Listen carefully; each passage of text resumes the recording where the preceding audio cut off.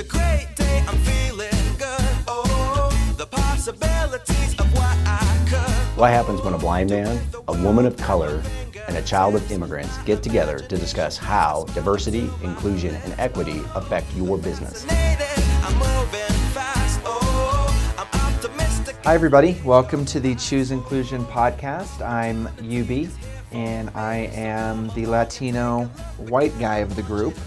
I'm Nina. I am the woman of color in the group. And I'm Mike. I'm the blind guy.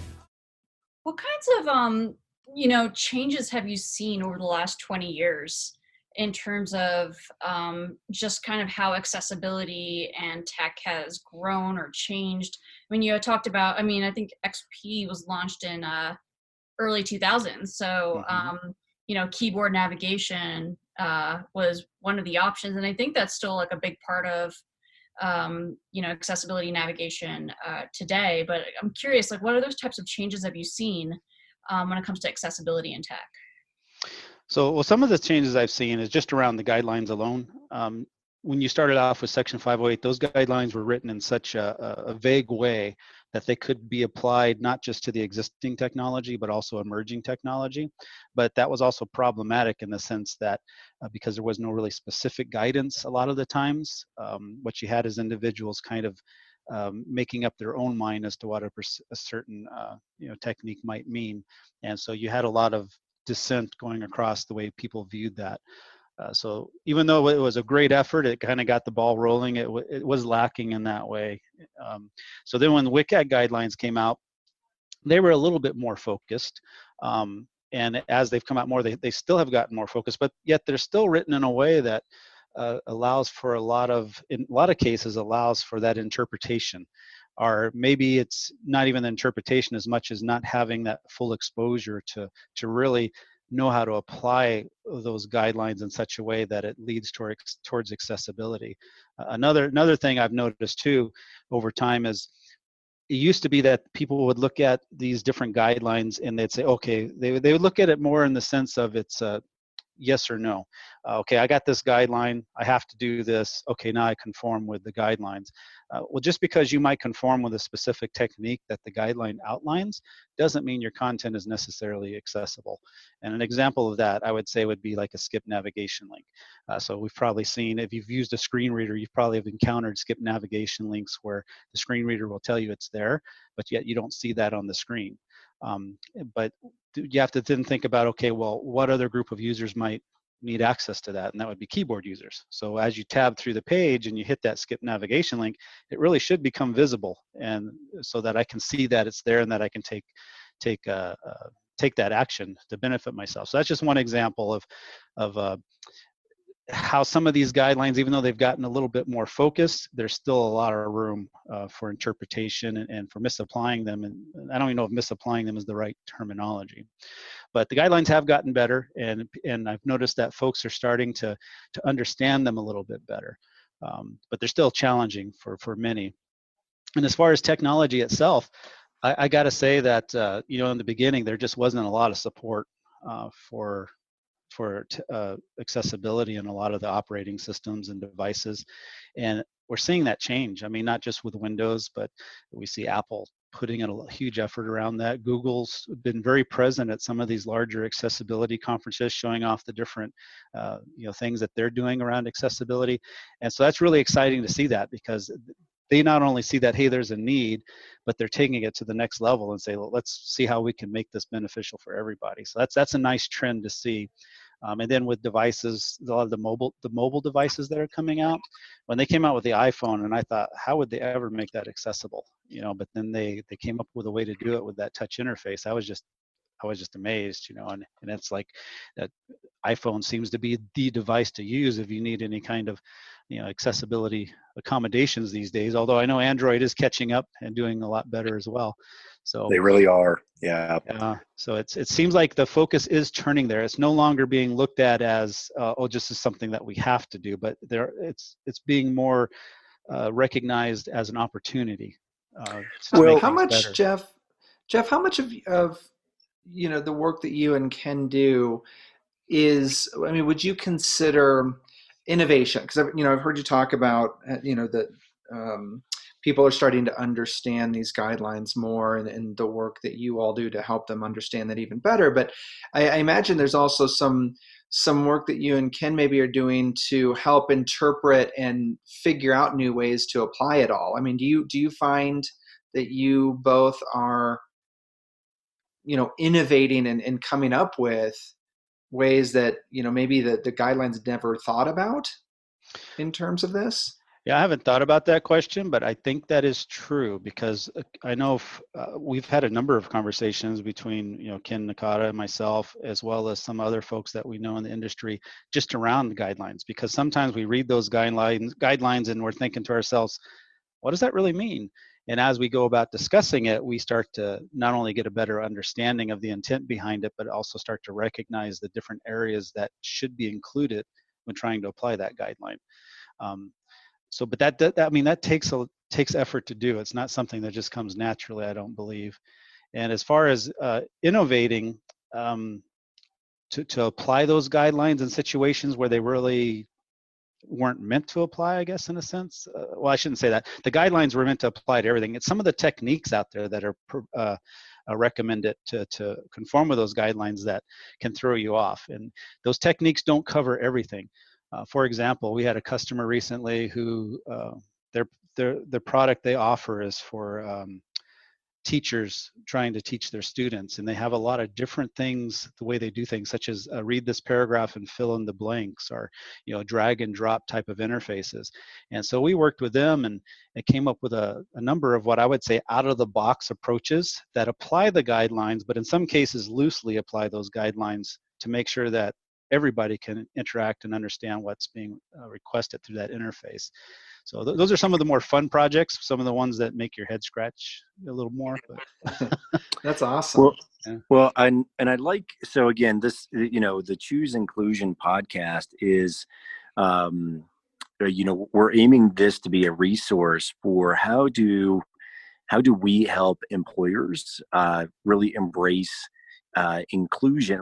Diversity is mandatory in our global economy. Inclusion is something you have to choose into, right? And so I love hearing you say that, okay, you're seeing organizations that are being proactive with making tech more accessible. You're seeing you're seeing that you've used the phrase for everybody multiple times. And so to me, when we think about the people with disabilities community, we think about accessibility, like the techniques that are applied, it's not just for the people with disabilities community. Is that true?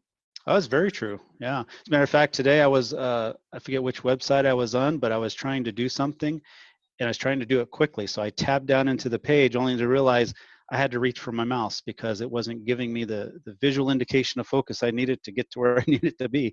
And I found that rather frustrating because I was in a hurry. So that's just an example of what you're talking about, Mike. Well, and I'm interested because I'm a total space nerd. Star Trek, not Star Wars, by the way. But your work. Clear about that, right? I must be clear. I must be very clear. But so your work with NASA, and that's how we met, and because of you reached out to Mike about the Edge Guide technology, which we can talk about in a second. But tell us about how you and Ken started working with NASA, and what does that look like? What are you looking for? What are they looking for in particular? All right. Well, that's a good question. That's probably a question that Ken himself can answer a little bit more thoroughly, but I can give you my experience with that. And so NASA was an organization that Ken had been working for a number of years, doing some of these reviews. And so what it is a lot of federal government organizations have money that they can give out as grants to kind of further education and things like that. And NASA is one of those that can do that. But there's rules around providing that grant money to an organization. So when NASA gives a science center some money, then they're expected to conform with some of the federal guidelines, which require that you make everything inclusive for everybody as best you can, and a number of other things. I primarily was brought in because what they realized is that they were going and they would look at these facilities and they might look at the physical accessibility nature of it, and they might look at the overall program how accessible is this? The learning opportunities that are there, are they being presented to people that might speak a different language, or things like that. But the one thing they were missing was the digital side. A lot of these different exhibits that are out there make use of digital technology now. And not only that, but then you have their websites that are facing the public, especially some of the sites that you have to use to buy tickets and find the schedule and sign up for special programs, right? So that wasn't being included as part of that review. And so NASA was like, well, we want to definitely include this. And that's where I was brought in to that particular NASA project mix to provide that insight. And I have to say that out of all the projects I work on a regular basis, I do enjoy the NASA ones the most, because it does make you think out of the box. Sometimes you just have to sit and look at an exhibit in one of these museums and try to figure out, well, how they're using digital technology, but how can they expand that experience to more people? And oftentimes I just have to sit there and watch the visitors interact with that exhibit before I can really understand what that experience is that they're trying to convey. And then that's usually when the thoughts start to flow and I come up with some ideas. So that's kind of how we got into the NASA thing. It was just, I just kind of got brought along because there was a need at the time. Sure. No, I think that's fascinating. And just, we'll do a quick plug for Mike. Mike, do you want to talk about Edge Guide? That's how kind of we all came to be, but I'll let you tell it. Well, sure. Well, the one of the side hustle projects that I was involved with, working with our technology partner CACI, who is a Department of Defense contractor. However, they helped fund a University of Denver project for me a couple of years back, and then I came back to them with a project to quite honestly, how can we make indoor navigation really, really effective? Because all the Bluetooth technologies that are out there right now, we'll get you within 6 to 8 feet in optimal conditions and that sort of thing. And quite honestly, that's the difference between the men's room and the women's room. And I'm all about gender equality, but I'd prefer to hit the men's room every single time. And so excellent point. Yeah, so we put together a project with Museum of Nature and Science here in Denver, Colorado, and we got a cool little evergreen Fox 31 story back in early October 2019, and within 2 weeks we had a couple of small organizations like these NASA contractor guys, Ken and Jeff, that reached out and said, hey, we like what you're doing. We'd love to come see that. We're going to be in Denver and we'd love to demo it, which, so they came in November of 2019. And then,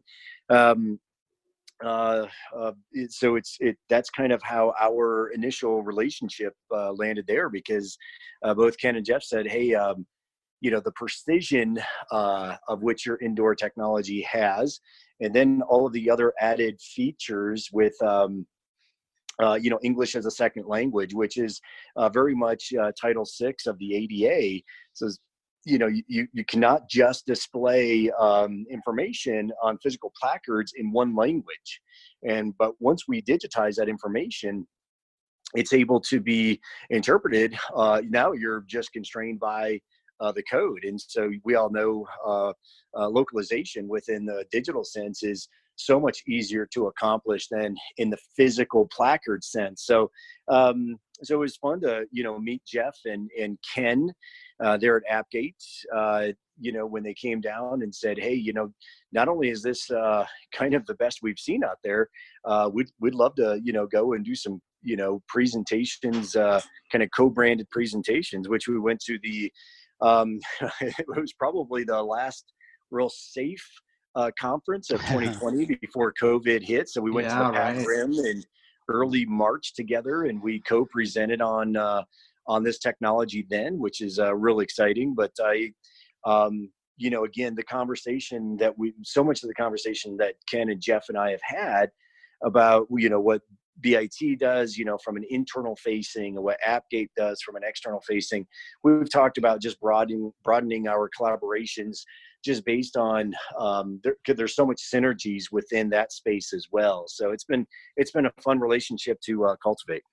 Well, and Jeff, I mean, so that's interesting because in this case, Well, let me ask you this: how often are you all looking for sort of new technology or new techniques? I mean, is that part of your job, or was this happenstance? I wouldn't say that's part of the job, but I think it just comes by nature of being in this business for so long. Is that we, for me personally, I have some news feed alerts set up, and when certain things come through, I go on and I look at them, and just looking for things like that, news about maybe a different way of applying a technique or thinking about a technique, and that's how we found out about EdgeGuide and their solution is.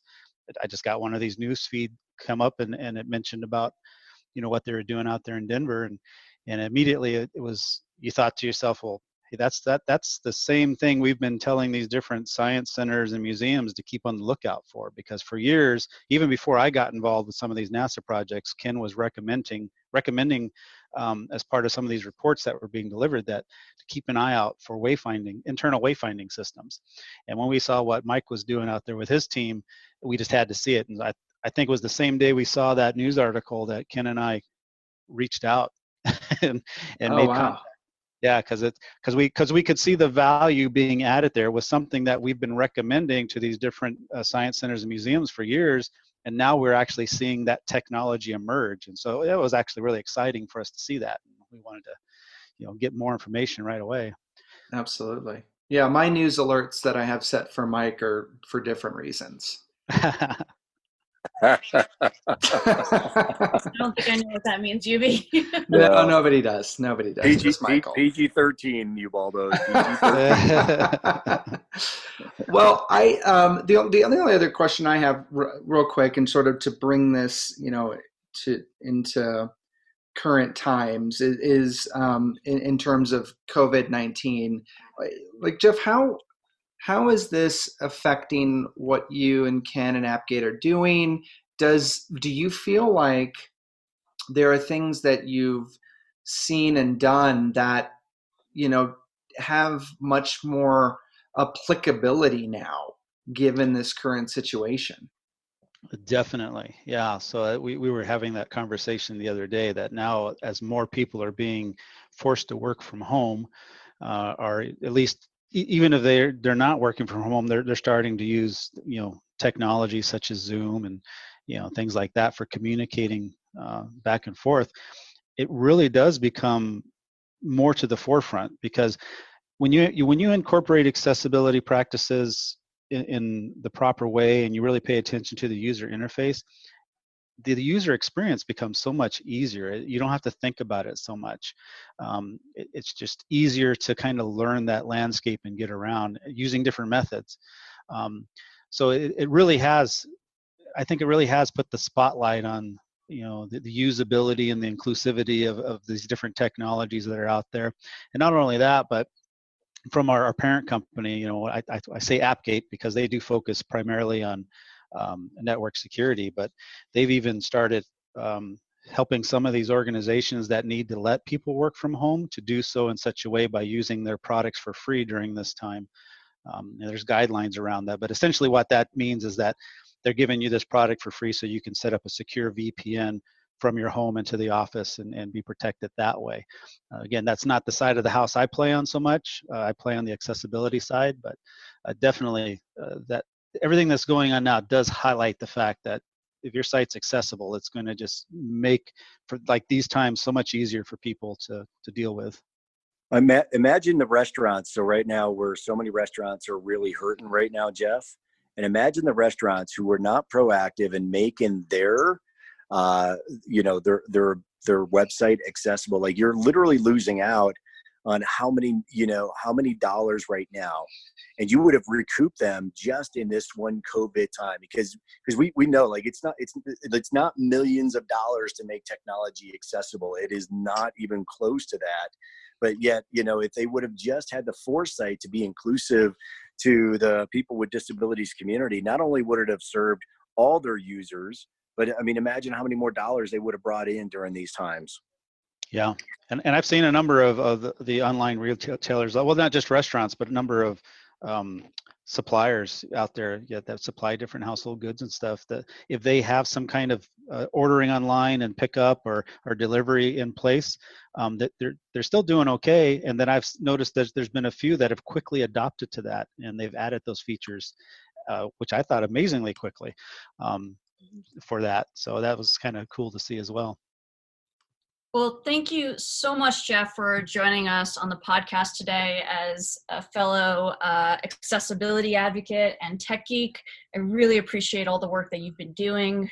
And thank you for joining us and providing insight about all of this stuff to our listeners. Appreciate it.